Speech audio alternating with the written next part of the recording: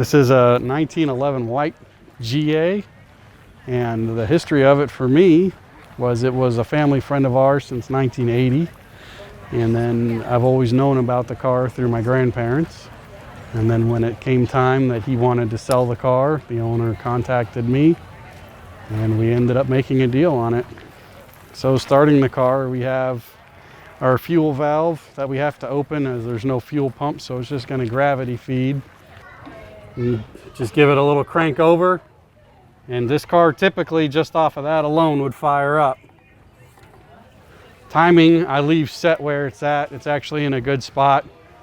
And then we have a little bit of the throttle control. Would normally start here, and then you would just, as it fires up and starts to get into its motions, we bring it down just a little bit on throttle, and that's pretty much it for starting this car. It's not as complicated as some of the other cars are. So the headlights are the acetylene. They were originally a carbide generator headlight, but they've been converted to the acetylene, which I have just not been too thrilled to try. We put LED lights in there for night. Anything on this car is pretty much an accessory, as it wasn't sold with many things. The windshield was an accessory. The moto meter is an accessory. The horn, the top, everything. You know, they did a period correct little tire pump on the side. That was done by the previous owner.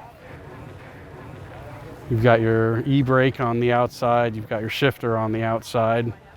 No driver's door, even though driver's side is right-hand side. Still American car, made in Ohio. Only rear brakes, which is how they were. Doesn't stop very quickly. Old band brakes.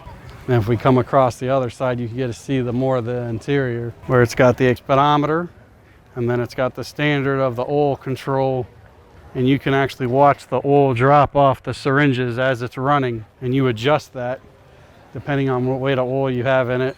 You have to adjust it a little bit. Has the old clock in there.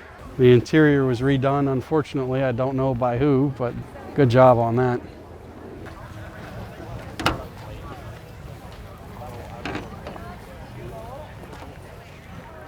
Just hold it up for you. That did not get cleaned for today because it got worked on recently and it's leaking everywhere. But this is the separate oil tank that it has, where you add your oil. Got a little screen and you can see the oil pump actual lever sticking up.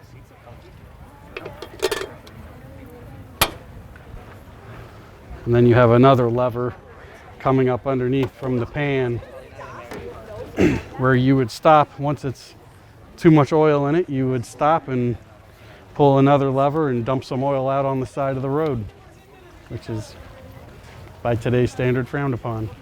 This car is staying put where it's at. We'll keep it for as long as I can. Hopefully my son takes interest in it and likes to deal with the quirks and headaches of it and gets to drive it around himself.